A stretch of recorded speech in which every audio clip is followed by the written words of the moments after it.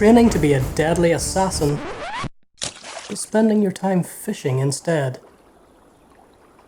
Chasing criminals in 1950s LA, but adhering to all of the traffic laws. Why are so many of us drawn to the mundaneness of playing games the wrong way? Grab your favourite beverage, get comfortable, let's find out why.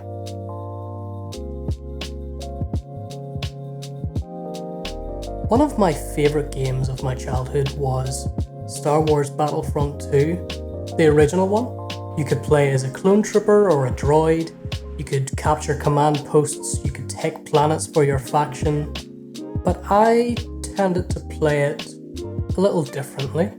I would play as a taxi driver, or rather a taxi pilot technically. Do you remember those big space battles in that game? Take out the enemy fighters, take out the shields, take out the engines of the big massive motherships. Nope, I didn't do that. I, on the other hand, would sit in the droid hangar bay in a transport ship, and I would wait until all of the seats filled up. Then I would safely and securely fly my way across to the enemy hangar, making sure I avoided any of the laser fire, and I would drift slowly into the enemy hangar. I would drop the troops off, say goodbye, and then immediately leave and fly back to base. And I would do this over and over and over. I mean, those poor droids were probably annihilated as soon as I left them off the enemy hangar, but let's just pretend they were all okay. I really enjoyed doing that for some reason, and I'm not sure why. It was the most mundane job ever. Most of us, I think, buy games initially to experience action, dogfighting, explosions, but for whatever reason I was quite happy to just take droids from one ship to the other over and over again. Another game I played a lot back in the day was a game called Runescape. I played way too much of that game, and I still do sometimes. In Runescape, you could purchase and upgrade your very own customizable house. Players would grind for months and months to get the highest, what's called a construction level. And when people got to this max construction level, they would hold these celebrations in their fancy castle / mansion. These players could build the best houses with the best rooms, with the best furniture within those rooms, like their very own throne room even. A throne room with a trapdoor in the middle of the floor, a trapdoor with a fiery pit below it. And I loved going to these parties. I was really low leveled in this game, but I just turned up to these parties just for the vibes. All of these high level players were talking about things within RuneScape which I had never heard of, but I was just happy to be there. I was happy just to have a small part in this celebration. So much so, in fact, that I would sit for hours role-playing as the trapdoor lever man. Yep, that's right, that's what I would do with my childhood. The owner of the house would sit on his throne and be entertained by his visitors, or not, and if someone wasn't to his liking, I was the one that pulled the lever. It was exhilarating stuff. So why do we find so much joy in seemingly mundane tasks such as these? We have these vast, action-packed worlds to explore, but it seems a lot of us prefer this simpler, slower gameplay for some reason. Well, first of all, I think there's a form of escapism that these ordinary tasks can provide that's distinct from the adrenaline-fueled escapades which you would normally think of when you hear the word escapism in context of games. I think these mundane tasks, not just in video games but in real life, can give us a serene, almost mindful experience. Simple act for me of flying that droid transport ship back and forth. It was quite tranquil. It's a moment to breathe. There's no pressure to accomplish an objective. There's no fear of failure. They allow us to add also, I think, a personal touch to the game we're playing. We don't need to be a hero who saves the galaxy. We can just be a normal guy with a normal life.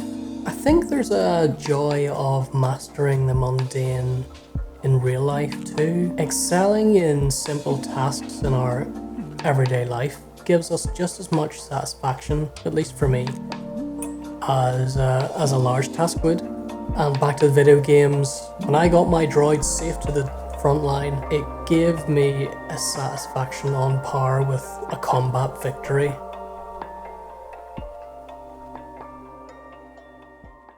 If you've never played The Last of Us Factions, which is the multiplayer mode of The Last of Us, you're missing out. It revolves around you and your team traversing a map, collecting supplies to feed your population, to make your settlement bigger. And the other team are also trying to get those supplies, leading to skirmishes, as you might expect. It had this great in-depth customization system where you could choose various weapons and perks, and quite a lot of those perks concentrated on healing and reviving your teammates.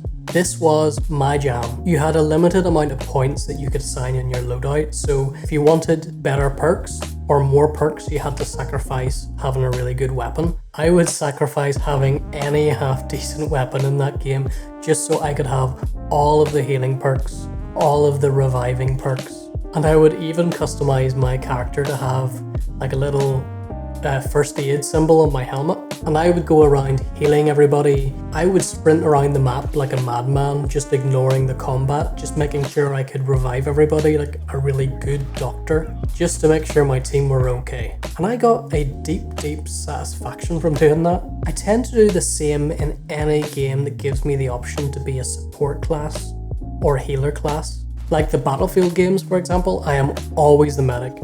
There's nothing as satisfying as feeling like you've turned the tide of the battle, not by your direct actions, but by indirectly boosting your teammates. Great example of this is Monster Hunter. When you boot up Monster Hunter, you get to choose your main weapon, right? Look at this guy, he's got a massive sword. How about this guy with his massive twin blade sword? Do you want to play as him? Oh, look at this guy, he's got a big gun. No, I played as the horn player. With this weapon, I'm not really causing much damage to any enemies or hunting any monsters or anything like that, because I can't do it. But I can play some really good songs, and these songs, they can heal your teammates, they can buff your teammates, they can increase their damage output. Yes, that's where I shine. And if all that damage buff wasn't enough, you get to hear all of these cool little songs all of the time. It's great. So I wonder why a lot of us are drawn to playing these support or healing roles in video games.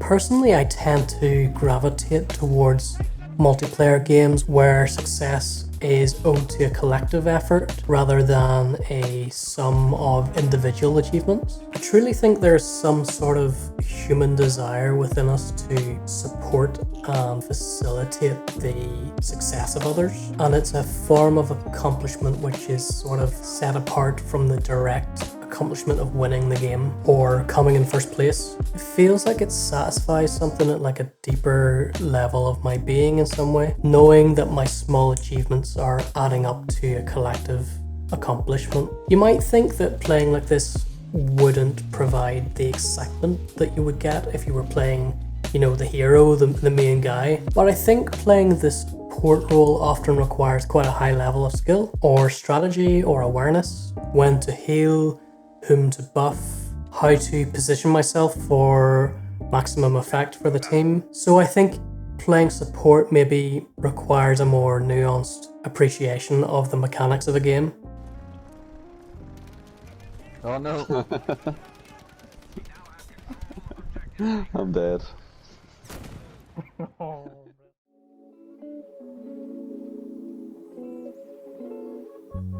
Minecraft.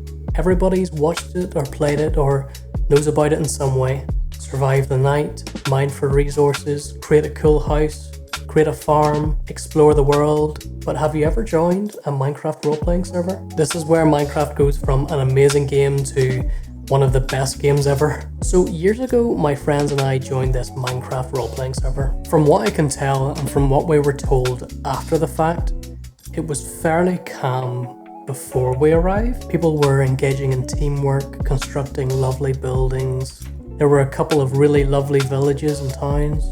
They had built this lovely courthouse where they would deal with each other's disputes in a really professional, friendly manner. But my friends and I were not of this breed. Little did the citizens of this land know that they were about to meet the Wolf Empire. Naturally, our first course of business was to annex all of the villages and towns in the land and tax them.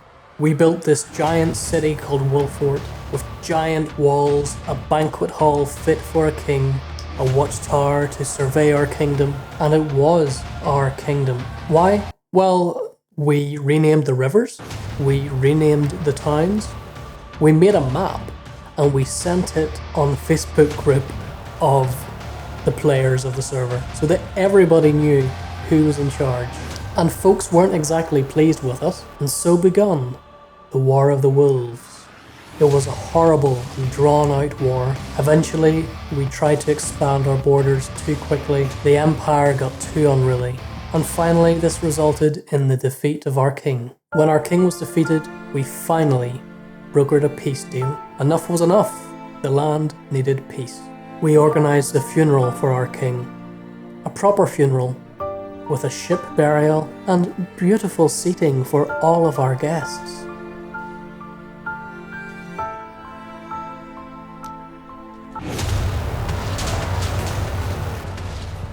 My point is that role-playing within video games can really enrich the experience. It lets us delve into our own creativity and imagination. That magic imagination that we had as children that we could just bring forth as easy as turning on a tap.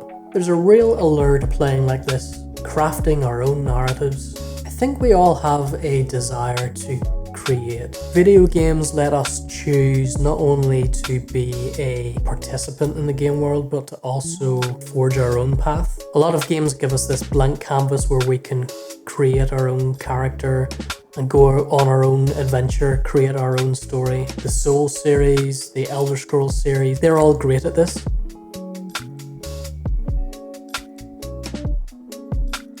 There's a common thread that runs through all of this, and it's escapism, I think. And I think in general, the word escapism has a negative connotation, but I don't think that always has to be the case. I've been doing some research recently on escapism, and I've learned that people think there are two facets of escapism, one positive and one negative. The negative connotation can be described as self-suppression, running from something, hiding from something, suppressing our feelings, using video games as a coping strategy. Of course, in small doses this can be a good thing. We all have this recent experience of the pandemic. We had bad news at our fingertips all the time. And for some games like Animal Crossing, for example, it gave us a world where those problems didn't exist. The only thing that existed was our farm, our house, our little villagers on our island. That's soothing, that's an escape. And I'll admit I've used video games in the past for this purpose. My channel is called Cameron's Gaming Retreat, after all. But in the long term, this form of escapism I think has a negative effect, or has negative connotations. You're really delaying the acceptance of how things really are. Eventually, I imagine that could lead down a path of negative emotion or running from your problems, right? But there is another form of escapism which people don't talk about enough, I think. That's the positive side. This side of escapism can be described as self-expansion or self-expression. Being social is part of this. Back to the pandemic example. How great was it to be able to meet up with our friends online when we couldn't leave our homes? We could form friendships, we could increase our bonds with our friends, we could be creative together as well. Back in the pandemic, me and my friends used to play this FIFA multiplayer game mode called Pro Clubs, if you've heard of it. If you aren't aware of this game mode, FIFA being a football soccer game, you basically play as one position in the team, i.e. you will play as just the striker or just the goalkeeper, and the rest of your friends would play all of the other positions in the team, and you would play games against other real-life teams from all around the world. It gave me so much happiness and belonging during that time. It gave me some of the social time which I was missing out on. Oh, attack! I have no idea what's going on. So escapism can be great for social reasons. The other part of this positive escapism is self-expression, being creative, for example. And role-playing in video games is a great way of being creative. I have found so much joy in being creative in games like Minecraft. Building a world, building your own narrative. I think video games are a unique medium that lets us experience the truly positive sides of escapism, where other mediums maybe can't, or maybe don't do as well.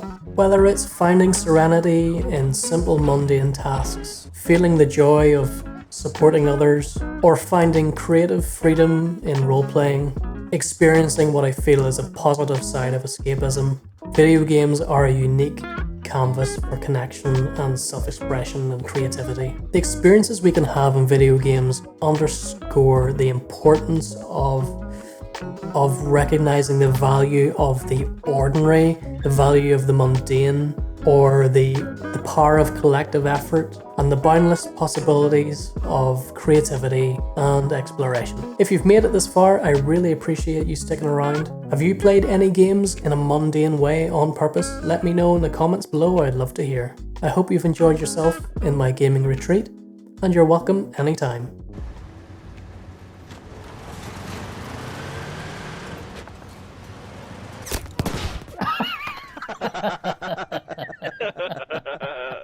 Awesome parts. Why are we the best squad? That's what I mean. Like, what does it say about everyone else? That this is the performance of the best squad.